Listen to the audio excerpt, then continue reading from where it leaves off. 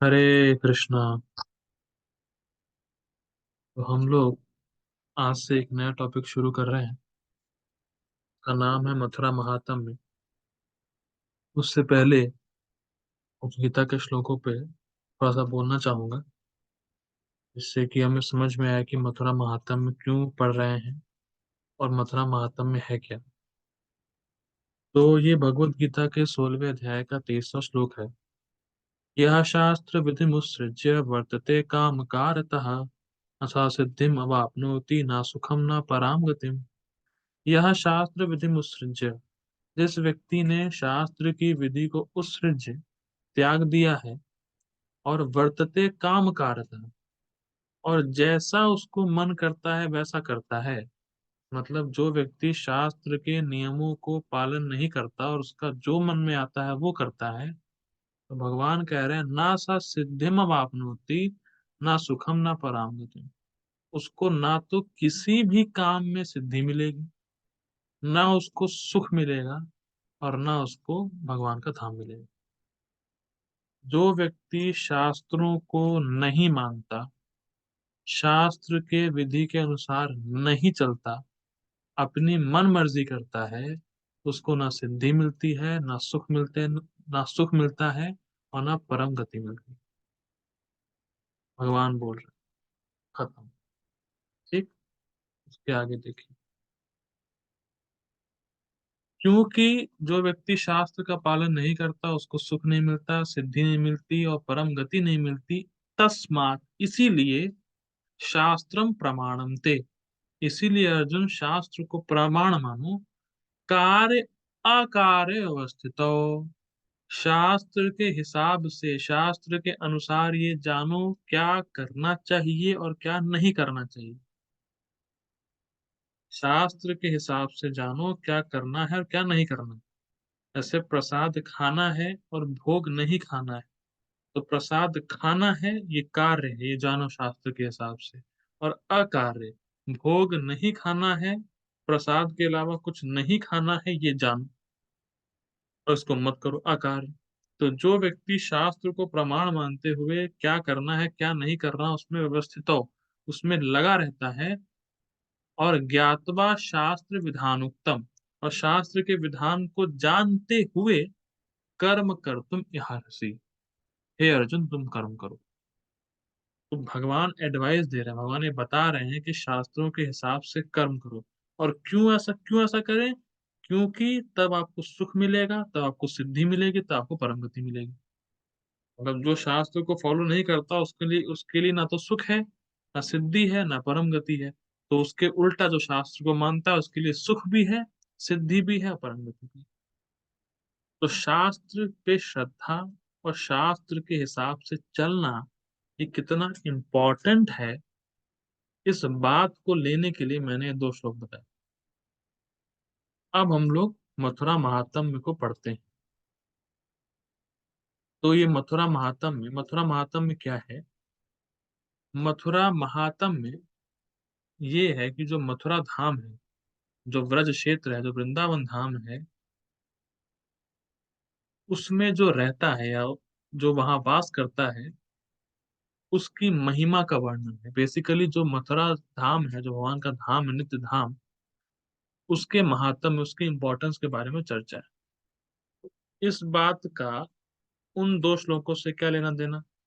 लेना देना ये है कि जो मथुरा महात्म्य है ये रूप गोस्वामी ने अलग अलग शास्त्रों से कंपाइल किया। और शास्त्र पे श्रद्धा होना बहुत इंपॉर्टेंट है कि जो शास्त्र बोल रहा है वो 100% eternal truth. I am repeating this again. जो शास्त्र बोल रहा है वो 100% हमेशा के लिए सत्य है, इस बात पे श्रद्धा होना बहुत जरूरी है। तो रूप गोस्वामी जो मथुरा महात्म्य में बोल रहे हैं वो 100% सच है, इस बात को सामने लाने के लिए आप लोगों के मैंने वो दो श्लोक लिए।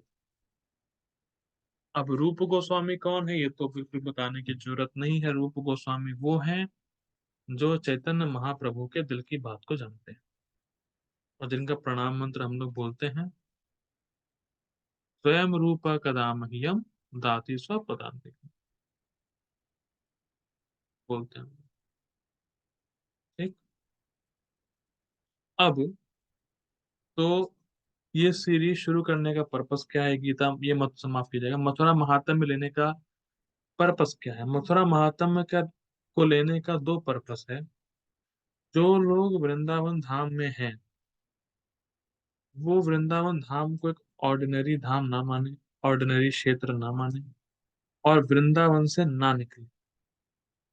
जो लोग वृंदावन में हैं इस समय, या मथुरा धाम में हैं, वो वहां से बाहर ना जाएं। और जो मथुरा वृंदावन धाम से बाहर हैं, वो मथुरा वृंदावन धाम की तरफ जाएं, या कम से कम उनके अंदर जाने की इच्छा आए। तो हम लोग 3 चैप्टर आज देने का प्रयास करेंगे। और इन 3 चैप्टर का जो थीम है वो ये है कि मथुरा धाम कैसे कैसे व्यक्ति को शुद्ध करता है, उसके सारे पापों को और अपराधों को खत्म कर देता है। तो हम लोग श्लोक पढ़ते हैं, ट्रांसलेशन पढ़ते हैं। पढ़ता जाऊंगा, बहुत सिंपल है, बस आप लोगों को सुनना है ध्यान से।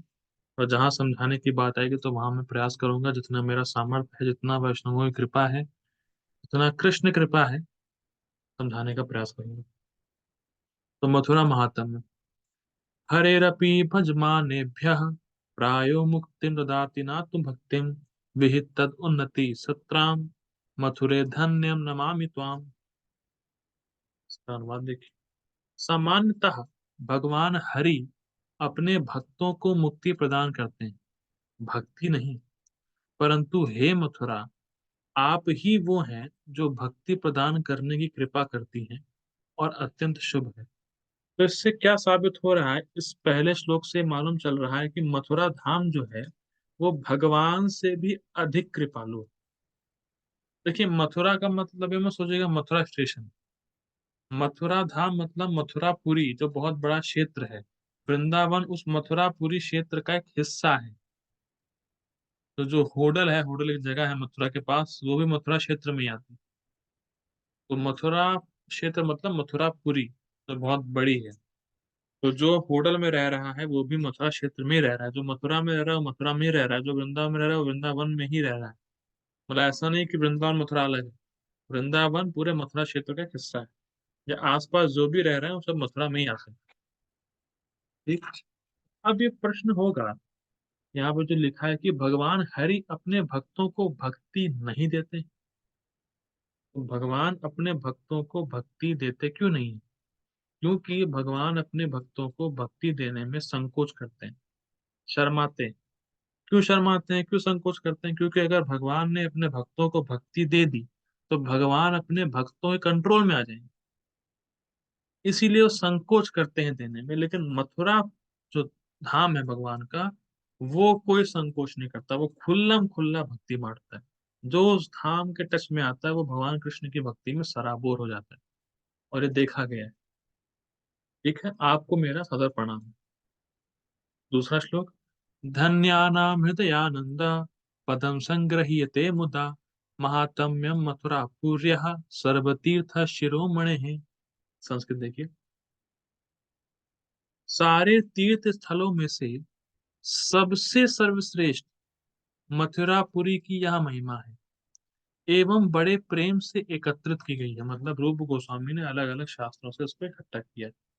यह महिमा सभी सौभाग्यशाली व्यक्तियों के हृदय को आनंद प्रदान करने वाली है। क्यों आनंद प्रदान करने वाली है? क्योंकि जो वहां रह रहा है उसको आनंद हो।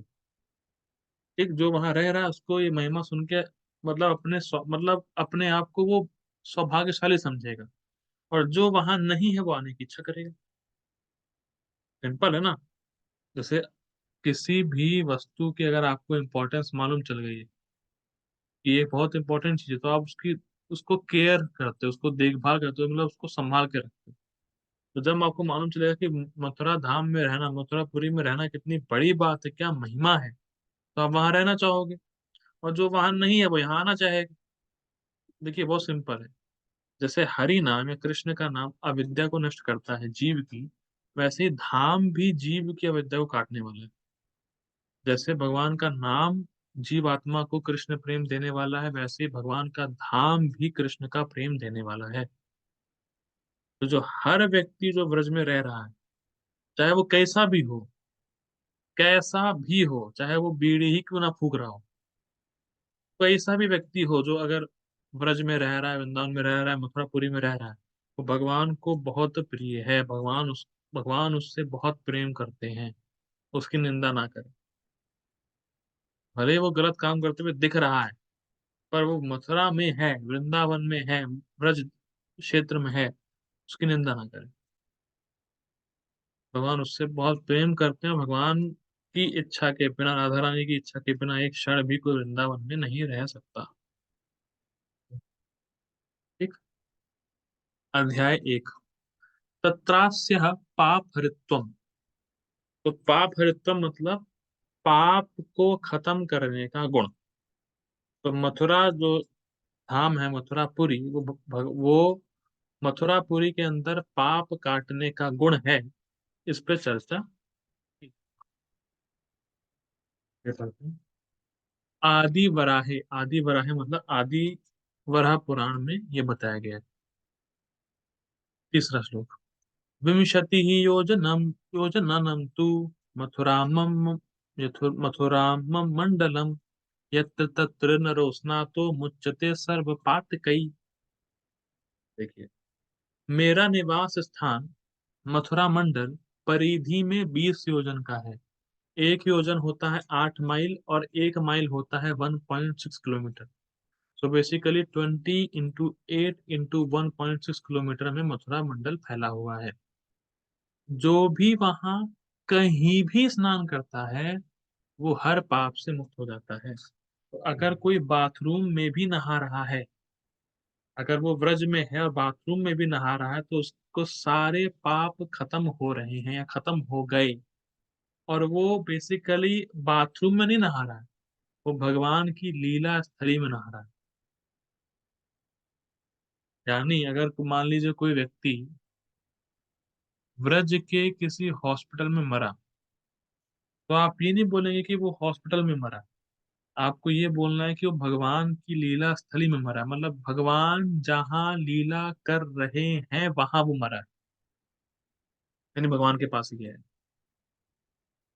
तो हर स्थान, मतलब ब्रज का कोई भी स्थान हो, कोई भी ब्रज का स्थान हो, वहां भगवान अपनी लीला कर रहे हैं। इट्स नॉट लाइक कि कृष्ण ने वृंदावन में लीला की थी। कृष्ण वृंदावन में लीला कर रहे हैं। क्या आप फर्क समझ रहे हैं? ऐसा कभी नहीं बोलिएगा कि कृष्ण मथुरा में लीला किए थे। कृष्ण मथुरा में लीला कर रहे हैं। तो आप अगर मथुरा में कहीं भी और कभी भी स्नान कर रहे हैं, तो आप भगवान जहाँ लीला करते हैं आप वहां स्नान कर रहे हैं, और आपके सारे पाप खत्म हो जाएंगे। या बेसिकली आप पूरी तरह शुद्ध हो जाएंगे। ठीक।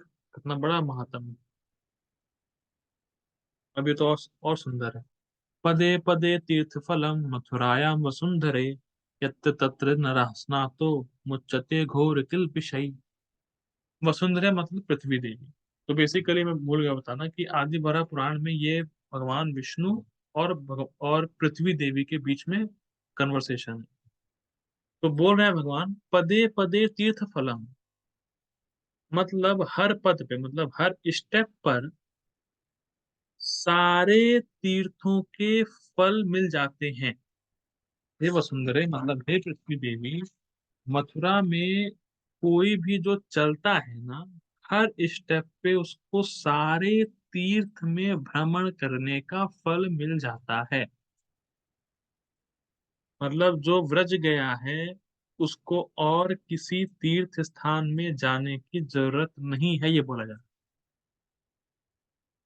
और अगर कोई वृंदावन या व्रज में आके भी ये बोलता है कि मुझे हरिद्वार में स्नान करने जाना है, मुझे इस तीर्थ में जाना है, तो वो ऐसा है जैसे कोई व्यक्ति गंगा नदी के पास बैठा है और कह रहा है कि भैया आचमन के लिए बिस्लरी की बोतल ले आओ।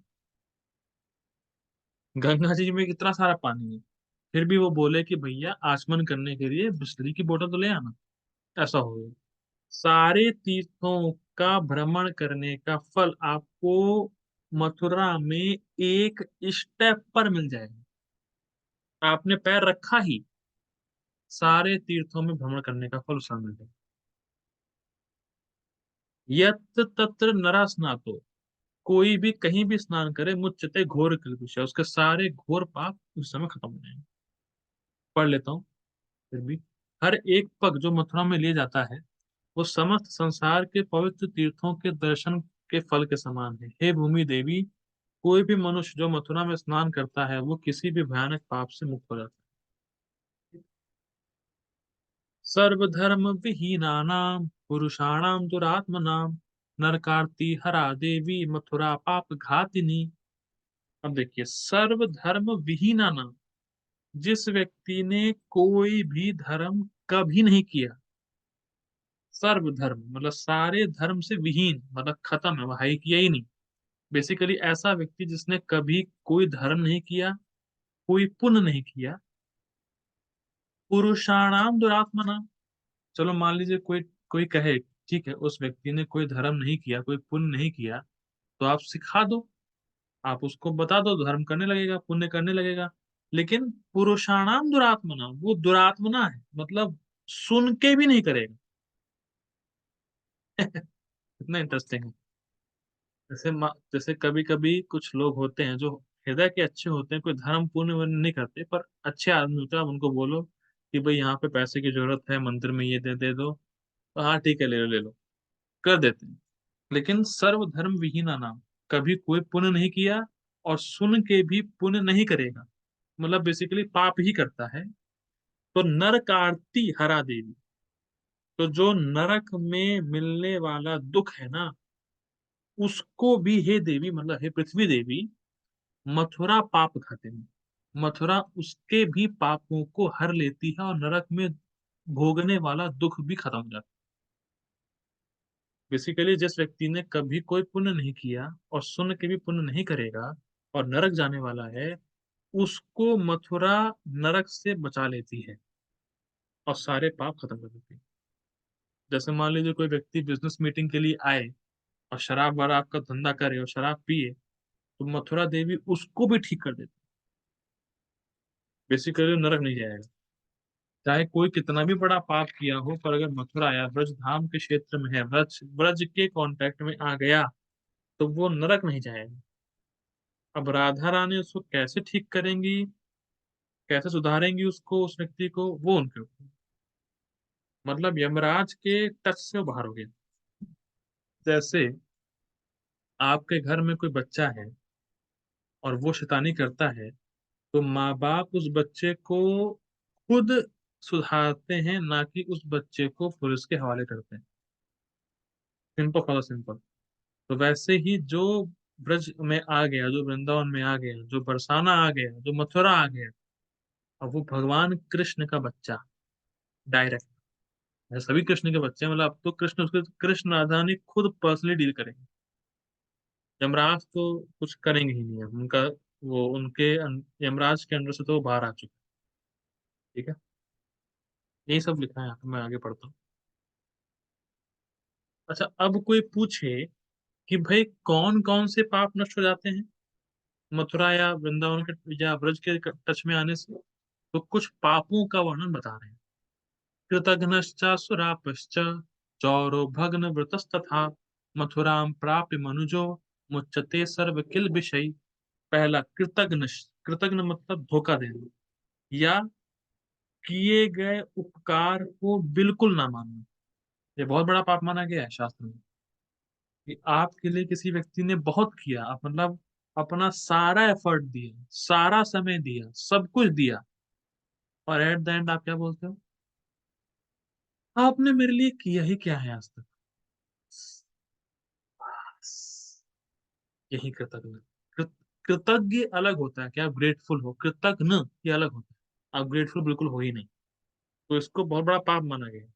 तो ये पहला पाप कृतज्ञ, अगर आपके लिए किसने कुछ किया है तो आपको उसको मतलब कम से कम आपको मानना चाहिए कि उसकी वैल्यू है मेरी लाइफ में। तो कृतज्ञ सुरा, पशुरा मतलब शराब पीना।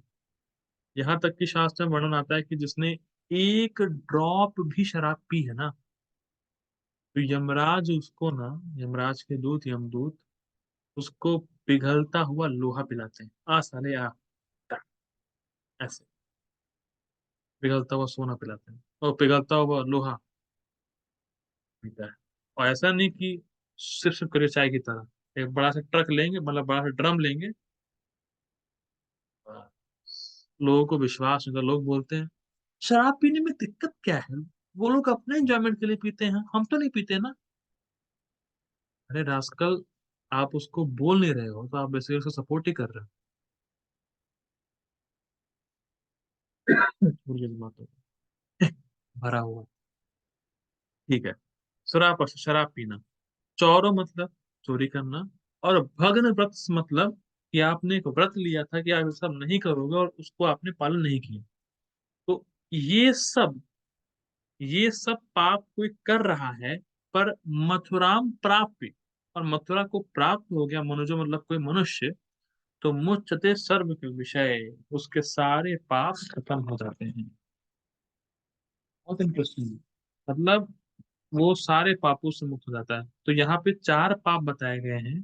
तो उन चार पापों के उपलक्षण से हमें और भी ये समझना चाहिए कि जितने भी पाप हैं वो सब मथुरा के टच में आने से खत्म हो जाते हैं। ठीक है।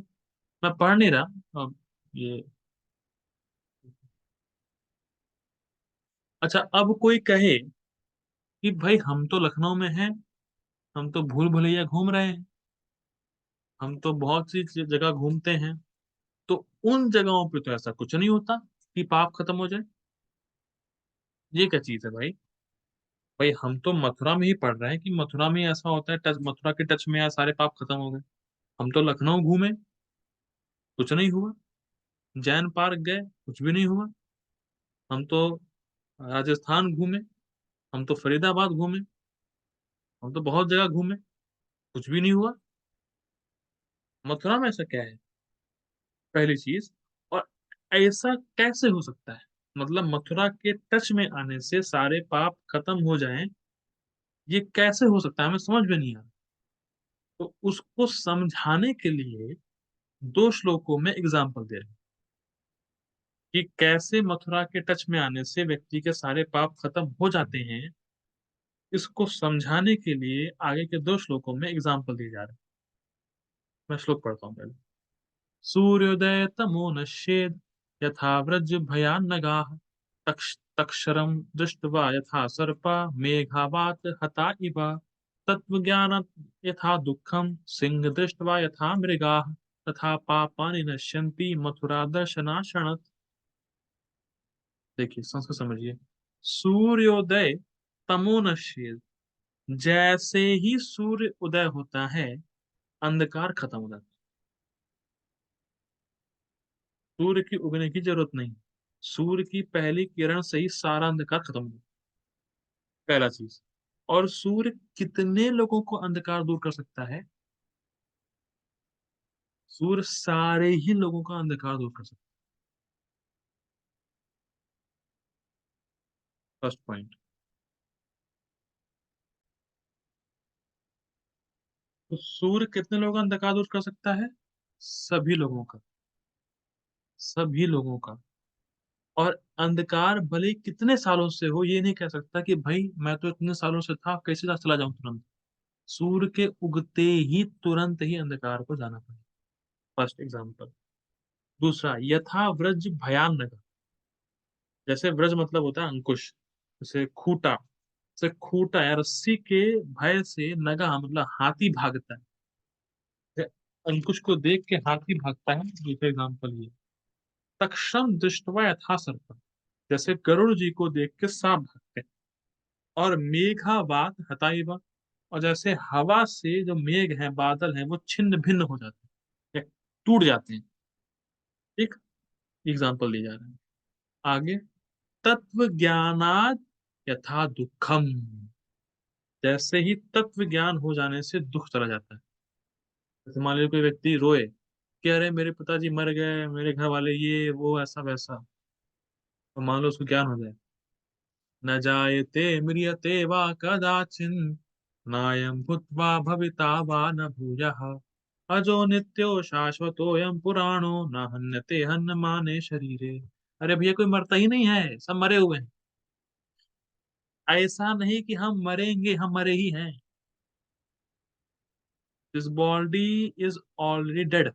ये बॉडी मरी ही हुई है, और जो इसको जिंदा रखी है वो मरता नहीं। जिसको ये ज्ञान हो जाएगा वो फालतू का दुख नहीं मनाएगा।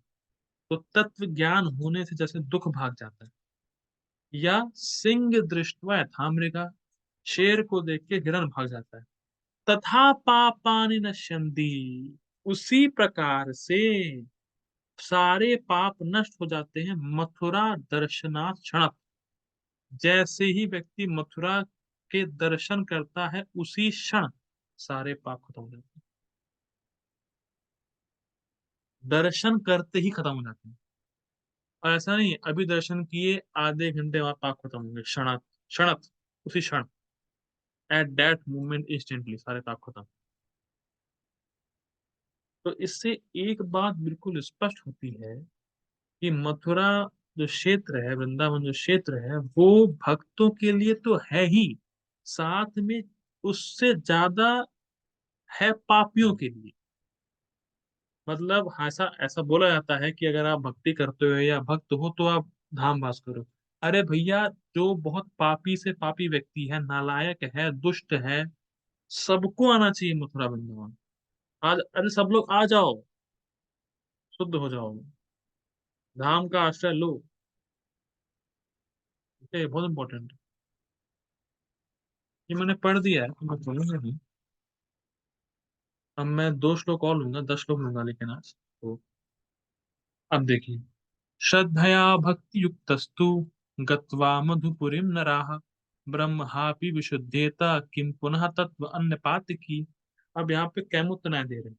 देखिए, श्रद्धा भक्ति युक्तस्तु गत्वा मधुपुरीं नराः, जो व्यक्ति श्रद्धा से स्वीकार किया है या भक्ति से स्वीकार किया है कि मैं धाम का आश्रय लूंगा या धाम ही मेरा आश्रय है, ऐसा व्यक्ति अगर उसने ब्राह्मण की हत्या भी करी है या ब्राह्मण की हत्या का पाप भी उसके सर पे है, तो वो भी शुद्ध हो जाता है। देखिए, शास्त्र में बहुत सारे पाप बताए गए हैं, और उसमें सबसे ज्यादा बड़ा पाप बताया गया है शास्त्र में ब्राह्मण की हत्या। तो जो व्यक्ति श्रद्धा से भक्ति से युक्त है और मथुरापुरी जा रहा है, गत्वा जा रहा है या वहां है, अगर उसने ब्राह्मण की हत्या भी करी है तो वो शुद्ध हो जाएगा। तो किम पुनः, तो अन्य पाते की, तो और कोई पाप का तो कहना ही क्या। अरे जब ब्राह्मण की हत्या वाला पाप भी मथुरा नष्ट कर देती है, तो अन्य छोटे मोटे पापों का तो गिनना ही क्या है, वो तो हो ही जाएगा। ये क्या मतलब है। आज का लास्ट लो, मथुरा स्नान कामस्य गच्छतस्तु पदे पदे निराशनीव जन्ते वा पापान शरीरतः। देखिए संस्कृत देखिए। अब मान लीजिए, पहले श्लोक का लिंक क्या है, मान लीजिए कोई मथुरा पहुंचा नहीं, लेकिन सोच रहा है कि मुझे जाना है यार मथुरा। भाई देखिए, अभी मैं तो क्या बताऊं, मेरा कितना बड़ा दुर्भाग्य है, मैं इंडिया में ही नहीं हूँ। मैं वृंदावन मथुरा का तो छोड़ ही दीजिए, मैं तो भारत में ही नहीं हूँ।